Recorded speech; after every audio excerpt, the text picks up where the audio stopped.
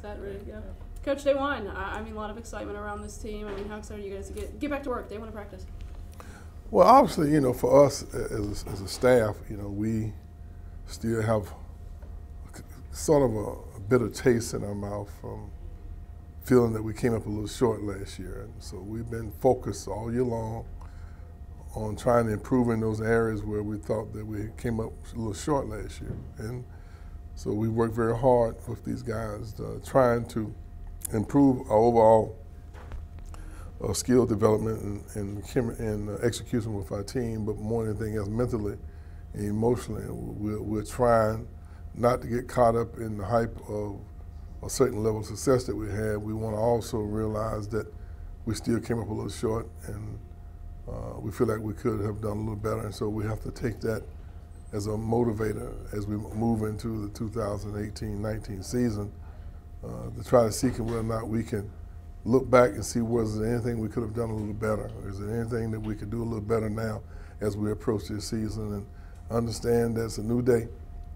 Nothing that happened last year will have that much of a bearing on how good we are this year. So what we want to do now is understand it's a new day, we have a new approach, and we need to increase our focus, and let's see whether or not we can continue to keep moving our program forward. I mean, you mentioned it's a new day, but to have 75% of the scoring back, Phil being able to come back, I mean, that's got to be encouraging heading into the season. Maybe not so much teaching this year, but maybe more kind of expanding on what you did last year. Well, that might be great for this conversation if you just want to talk about philosophically you have experience coming back, but we didn't have very much experience returning back from the year before, and I thought that we made a tremendous amount of improvement. So we can't allow ourselves to get caught up in those things. What's important now that we come back with a rejuvenated spirit, an unbelievable focus, and let's see how good we can make this team become, and not worry about anything as related to who we have on the team, who we have coming back, what experience we have coming back. That now we're a new team with new players and hopefully a better focus. Garnet Gold game. You got Garnet Gold game coming up on was it the 14th? I mean, the excitement around that. Well, obviously we're excited about just getting back to practice, and anytime we can have a chance to allow people to be exposed to who we are and what we're doing, and get a chance to see some of our new kids and also see how much we've improved since last year is always exciting. This is that time of year where all basketball fans are starting to get goosebumps. You know, you just in anticipation of the upcoming season, and we want to make sure that make ourselves available for our fans to come back and see this new edition of Seminole basketball. I know you talked about the bitter taste in your mouth from last season. Are you able though to enjoy or at least kind of embrace the preseason ranking that this program has accomplished? Well, we have to be realistic and keep things in total perspective.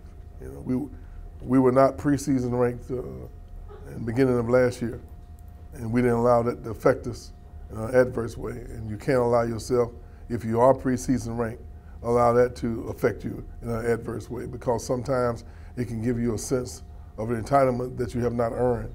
And so what we want to do is just be realistic in our approach and just stay very matter of fact.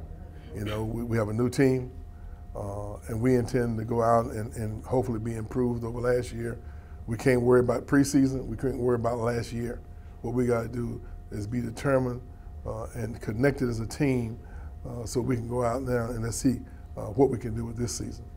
I guess in your opening comment, you kind of mentioned a new team, new approach. I mean, are you going to vary or differ off anything that you've done so far in your past that's been successful here? What we're going to do is try to improve on the areas where we feel that we came up a little short. Specifically, I think we shot only 35% from three-point range last year. I like to see that up to around 38, 39. I like to see us be improved. We shot 69% from the free throw line. I think we can be an improved team from the free throw line. We need to be shooting 75, 76, as close to 80 as possible. Those are two areas. I don't think we got enough post touches last year. I think we can get the ball inside to our guys a little bit more to help have more of a balanced attack. I like to have more free throw attempts. I like for it to get to the free throw line a little bit more, which means that we need to drive the ball harder. We need to attack the basket with a little bit more aggressiveness.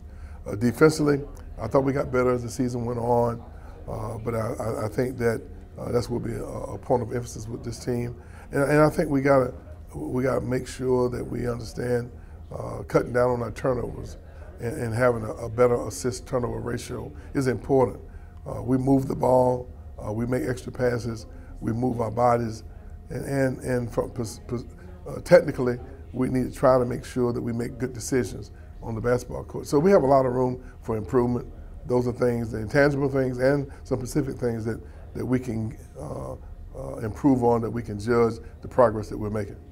Coach, you've had an incredibly impressive home record over the last couple of years, and really since you've been here, you have a lot. I know every game in the ACC is very important once conference play begins, but a lot of those important games are at home. How do you hold down home court advantage, and what's the key to maintaining that success over a long period of time? Well, the most important thing for our guys is to take every possession in practice seriously. In other words, we try not to take any possessions off in practice.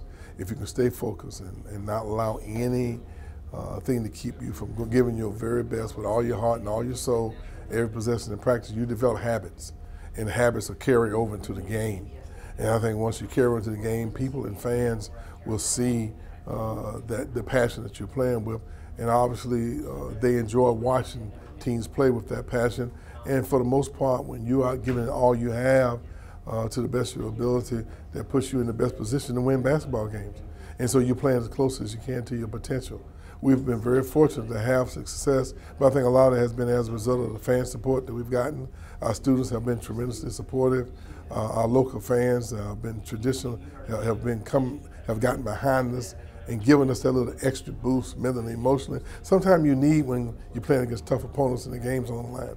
We're now giving our opponents a little bit more dose of the medicine that we get when we go on the road in the ACC.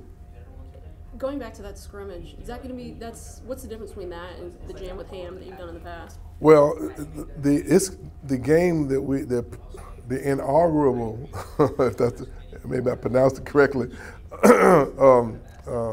Garnet and Gold game will be a full game.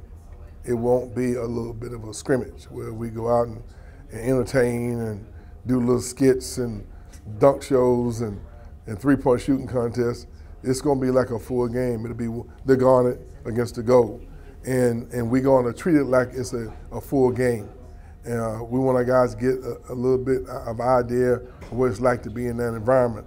And we hope that our fans come out and get involved, and we might have a Gold side and a Garnet side so for the fans to cheer on. I don't know, we're going to try to have some fun, but we want to make it as game-like as possible, and we're going to try to be as close as we can to a game mindset, and let's see what happens after that. So we're not going to see you in any like awesome 70s wear? Oh no, I don't think that.